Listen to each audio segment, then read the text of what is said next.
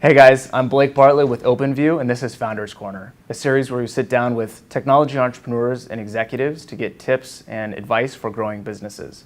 This week we're in Austin, Texas, with guest host Sam Decker, former CMO of Bizarre Voice, co-founder of Mass Relevance, and a board member at Spreadfast.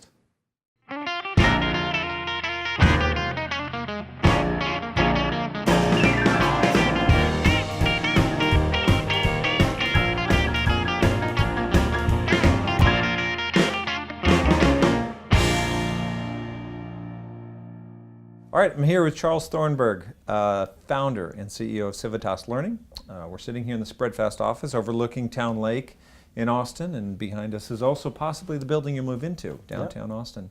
So when you recruit people to Austin, where do you take them? What do you show them?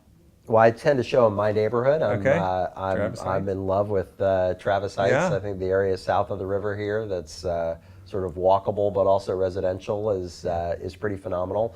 You want to kind of do the real estate side of things relatively early, because those that have seen Austin from afar and are still imagining they're buying a mansion in the middle of town for $150,000 need to be disabused of that piece relatively quickly. But I think the parks, the outdoors, the hike and bike trail here. I try not to recruit in July and August if it's at all possible. Full disclosure about what happens in that time of year. There's data on it. Doesn't sneak up on anybody. Right. But I actually moved my family here in 2011, which is literally the worst summer in 100 years. And we figured we took the worst punch Austin could throw from a weather perspective. We survived that, so it's going to be all smooth sailing from here. So I think that's food, the outdoors, and just some of the sort of phenomenal neighborhoods that are close in are kind of the big three that I hit. Have you picked up any new hobbies or things to do in your life since you moved here? Yeah, I do. Actually, I've probably dropped a few more hobbies in starting a brand new business. Having a startup business and a startup family at the same time doesn't leave an awful lot of room for additional hobbies. But I actually have a kind of a fun project I'm working on now, which is a buddy of mine are going to take a vintage car and do an EV conversion on it. So drop an electric motor and a whole bunch of batteries into a Porsche from the 60s and see what happens. It's a very Austin kind of end product, I think. Both old and unusual and environmentally friendly. That's great. What's something you do in the morning that you think is unique? Something I do in the morning. Well, I've tried to start recently actually to create a little quiet space in the morning. So I'm fairly device obsessed, as many people in our line of work are, and so I've started to try to carve out a little bit of time before I engage with the phone, with email, with text, with news, with any of it, and sort of start the ramp on the day a little slower. Try to be a bit more proactive about what I want to get done rather than immediately getting into playing defense against technology. As you and I talked, what I've learned about you is that you do think about the measured life, and you're analytical both in your business and in your personal life. What are some other ways in your personal life that you bring in that analytical mindset?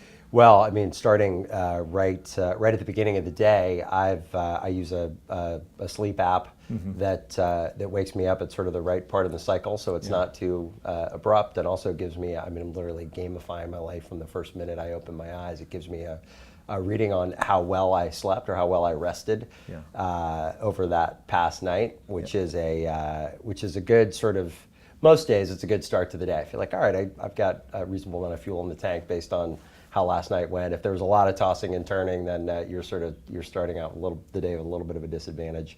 But have used kind of technology in an enormous number of different ways. Everything from trying to sort of measure and record exercise and food consumption to trying to better quantify how I'm spending my own time at work and otherwise. Yeah, we'll parlay that into your business, but you don't have anything to measure the amount of sun you take in, apparently. No. So what happened? So I've got a little bandage underneath my eye, which is a function of, fortunately, one of the most benign kinds of skin cancer.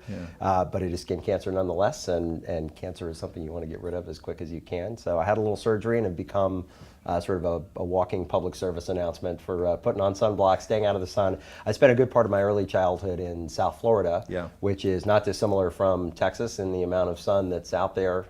My doctor actually shared a statistic that they believe eventually in their lifetime, probably one of three folks who live in places like Florida or Texas or parts of California will end up with some kind of skin cancer. Yeah. So something to be aware of Well, early and often. A little PSA to share through this. Indeed. So your background is highly tied to education from the very beginning of Test Keepers through Kaplan and now with Civitas. How did you get started in this vertical? Why did you get started in the vertical? Yeah, I got started in the education industry really pretty purely by accident, frankly. I was a junior in high school, was probably chasing a girl, talked my grandmother into the need for an SAT prep class, figured I'd impress this girl with my algebra and vocabulary skills on Saturdays. I think call that nerd stalking. Got to know, I didn't get the girl, not surprisingly. 16-year-old girls are not that attracted to vocabulary or algebra. But I did get to know one of the two owners of the business that I had taken that class from. Worked from my senior year of high school as kind of a gopher and a site administrator, stuck around in the Bay Area, did my undergraduate at Stanford and taught for that same company for 4 years when I was at Stanford, kind of nights and weekends working my way through school. And then ultimately ended up buying the business when I graduated, entirely for debt, which is all I had at that stage. But I was also pretty comfortable with the negative net worth, so I didn't mind signing up for more. And kind of was launched into the business of education. I'd fallen in love with teaching while I was an undergrad and figured there was probably not going to be any intersection between my more mercenary instincts and this newfound love of teaching.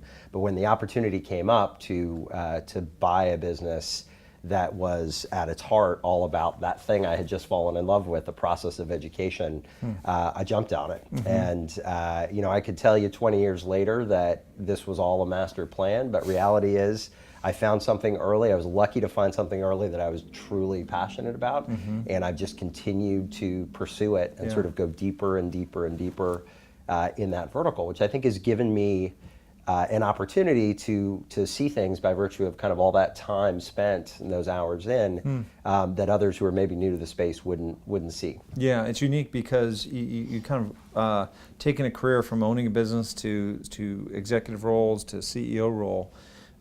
In this one vertical. So you get to know it from many different aspects, but yet the role changes from one company to the next. Talk about that transition from, it sounds like you've gone from founder and CEO to executive and back again. What would you say is the difference from being just an executive on a team versus being in the CEO spot? Yeah, well, I think it's really hard, first of all, to separate for me those different stages from the stages of sort of life and career development I was in at the time. So I had two opportunities to be a startup founder and a CEO, and I'll throw air quotes all over my CEO title, particularly from the first time through, because I bought a business. It was effectively a small business. We managed to grow it a pretty healthy amount in those first few years. But reality is, the decision for me to jump into being self-employed when I was 22 years old, literally had a net worth of probably negative $40,000, no family, no commitments of any kind. It's a completely different equation when you're at that stage of life.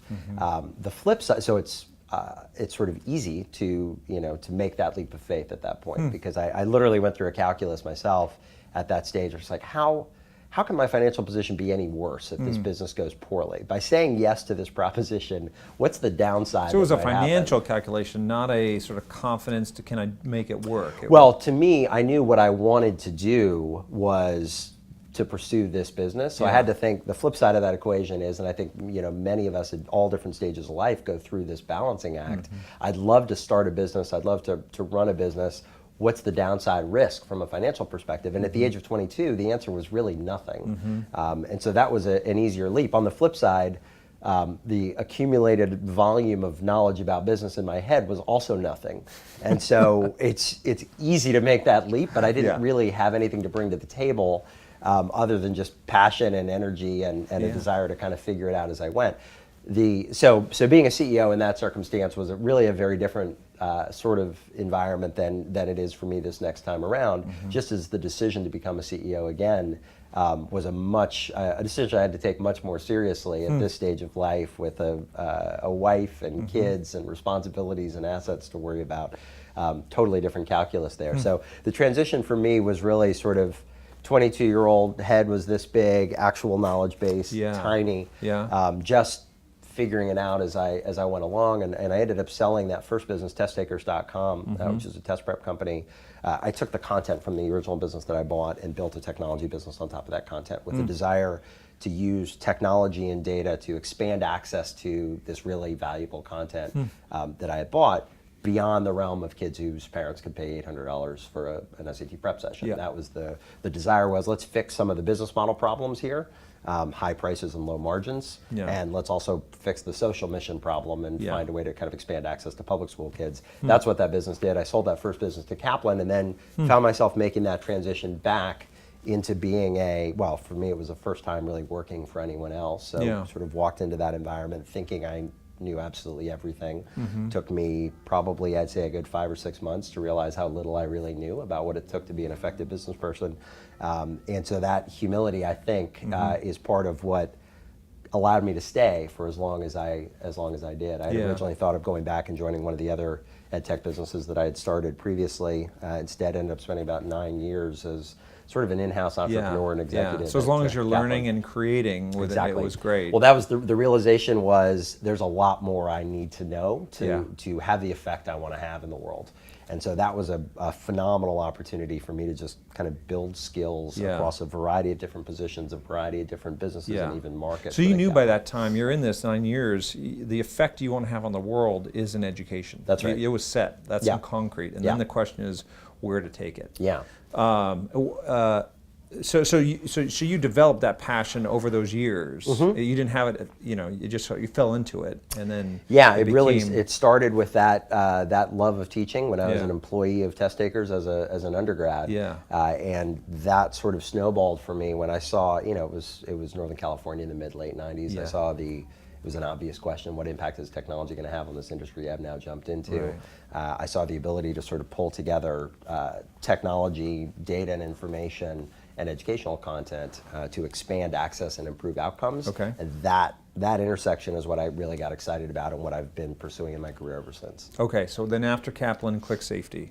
What's the inspiration of that? Yeah, so ClickSafety actually was before the Kaplan, it started before the Kaplan acquisition. So I had started, this is the way my ADD manifests. I had a bunch of my classmates had 4 or 5 jobs in their first 3 or 4 years out of school because they kept wanting to try new things. My first job was a little company I had bought. I didn't get to quit that job and go take another one. So instead I just started another company and then another company. So ClickSafety was one of them I started with a friend and safety domain expert.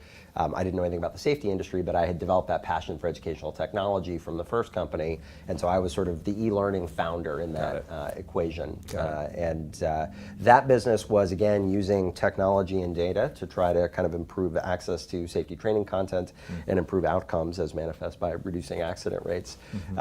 A domain, again, that I had no particular expertise in, but the educational technology piece of it was thrilling to me, and we ended up building what is one of the leading businesses still in that space. That's great. So what was the inspiration then into Civitas?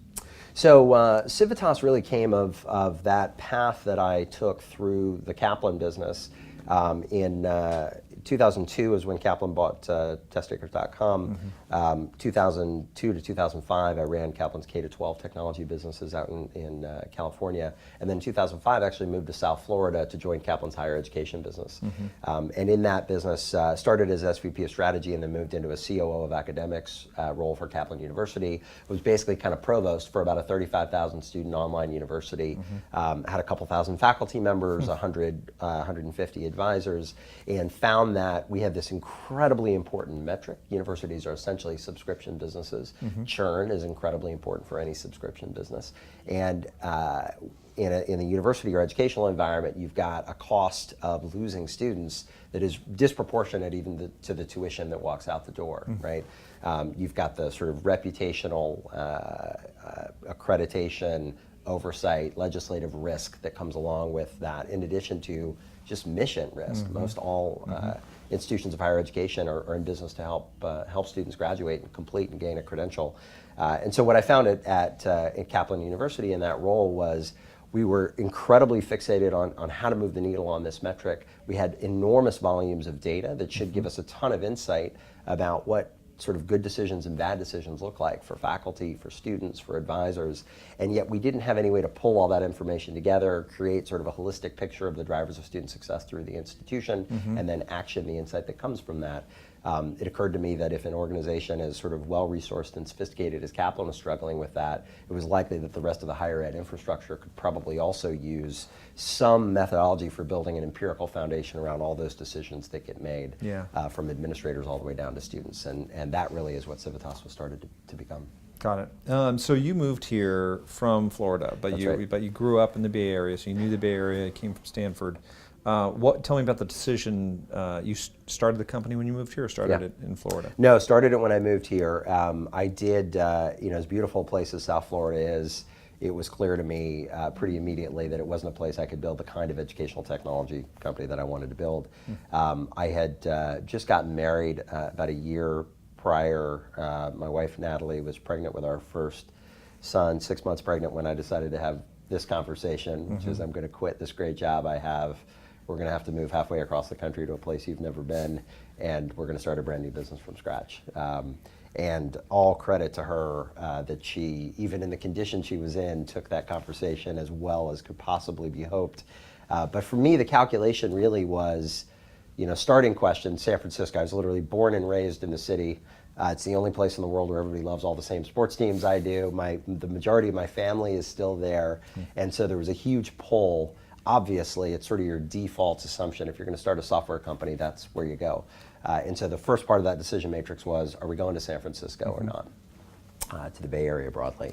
And I built at that point actually three technology companies in the Bay Area, and had, by virtue of my family being there, still spent a good amount of time there, and was kind of keeping track of what that environment looked like.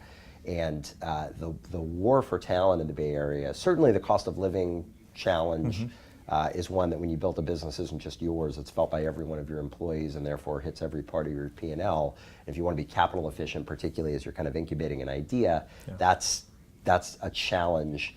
But even worse than that, from my perspective, was that you were really sort of choosing to take on 10 of the greatest recruiting machines mankind's ever built, all of which are in the Bay Area right now. And you're trying to attract the same exact kind of talent that those companies are trying to attract, often long before you've actually gotten to a level of traction and security that would make it a rational decision for them to come work for you. So rather than move to the Bay Area and ask people to make a bunch of irrational decisions to come aboard, I wanted to find a college town, ideally one that had a strong startup ecosystem, funding community, et cetera. My wife is fifth generation Miami, so nowhere with an actual winter was allowed to make it onto that list. And you go through enough of those calculations, and eventually you end up with a one name list, and Austin was it. I didn't have a lot of direct connection to Austin myself. I really hadn't spent much time here. But there was a bit of a leap of faith and kind of a bet on what Austin was going to become. And it's played out incredibly well so far. I couldn't be more thrilled with the scale and quality of the team that we've been able to put together here in the last three and a half years. And from a quality of life perspective, raising my family, we now have had a second little boy as well. I somehow ended up with a Floridian and a Texan in my among my two children. Never was part of the life plan, but the family loves it. The team's functioning incredibly well. I think it was a good decision, although one that involved an awful lot of guesswork. Front. I can imagine. So now you're recruiting from not only in Austin, but also outside of Austin, I would imagine. So what's your, having been here 3 years, what's the perspective you see people have coming in that's right or wrong? And what do you tell them about Austin? I think the pieces of their perspective that are right, I think, are the draw of the quality of life here in Austin is real. The cost of living gaps versus other places, I think, are shrinking. Cost of real estate certainly is probably shrinking a little more quickly than the rest are. But still, if you're comparing to California, we're not even on the same planet price-wise. So I think that kind of intersection of a great quality of life, a very reasonable cost of living, those are pretty strong draws for this town. I think there's a different life-work balance kind of assumed and pursued here in Austin from what exists in the Bay Area. Yeah. You don't have a lot of people in Austin sort of sleeping under their desks on a regular basis just because it's Wednesday and that's what they're used to doing. Yeah. On the other hand, if you're building a sort of mission-oriented business here, people do care about what they're doing for a living, and there isn't that same sort of tortured, let's find a way to pretend what we're doing is changing the world that was spoofed so well on Silicon Valley. There's a little more sort of authentic, people will call you on it if you're claiming to be something that you're not. Yeah. And so if you can put a compelling growth story together with a strong social mission in this town, I think there's an alchemy to that has worked. It's worked well for us so far. So a lot of people watching this might be thinking about starting a business. They're in a corporation like you were during that time. Yeah. What advice would you give them in sort of figuring out that calculus of should I jump out of corporate America versus starting something? Yeah, I probably had a bit of an advantage because I had lived that other side of the equation before, so it might have been a little less terrifying for me than it would be for others having started businesses previously. But I talk to sort of would-be entrepreneurs about this question all the time, and one of the things that I believe I probably talk more people out of making that leap than I talk into it. And I think part of the reason that my conversation with Natalie, with my wife, went as well as it did is she could see in my eyes that it wasn't really a choice. And if you're really going through this sort of measured calculation, you probably shouldn't make the leap. Like for me, the reason it wasn't a choice at that moment is because I'd hit a point in my life and career where I knew it was what I had to do. And you knew that because the idea was so strong, or you just had to get out of corporate America? It certainly wasn't a desire to sort of leave that place that I was in particular. It was more an acknowledgement that the reason I was there in the first place was to learn what I needed to learn from a skills perspective to go do what I wanted to do. Yeah. And so once you feel like you've done that, there's nothing else holding you there. It's time to get started, living the rest of your life and building the thing that you've always wanted to build. And so for me, that was it honestly didn't really feel like a choice. I just hit this point where it's what I had to do, and I just knew that it was what I had to do, and so I went about starting to make And that did you happen. make that decision before you had the idea for Civitas? I did, actually. Okay. Yeah, I mean, it was one of 4 ideas that I had that were sort of turning around in my head, and as I alluded to earlier, I think getting the luxury of spending 20 years in one vertical, while that's obviously dating myself, it does give you a set of perspective on opportunities that exist in that space. Yeah. And so for me, decision 1 was it's time for me to go build the thing that has the change that I want to make in the world. Decision 2 was which of these ideas is the one that has the best chance of succeeding that I ought to get started with. Yeah, now let's talk about the vertical. So you are what we call a vertical SaaS company. That's right. Horizontal SaaS would be technology that crosses over many different kind of industries and verticals. That's right. But your software directly focuses on higher ed. Talk about the pros and cons of that, the fundraising aspects of that, what's different? Yeah, it's interesting. I feel like even between 2011 and 2014, the dynamics around industry-specific SaaS companies, as well as sort of education companies in particular, have changed quite a bit. But that characterization is right. So, sort of 1.0 enterprise software was find a business process that exists in a consistent way across different industries, build software to sort of facilitate and make that process more efficient.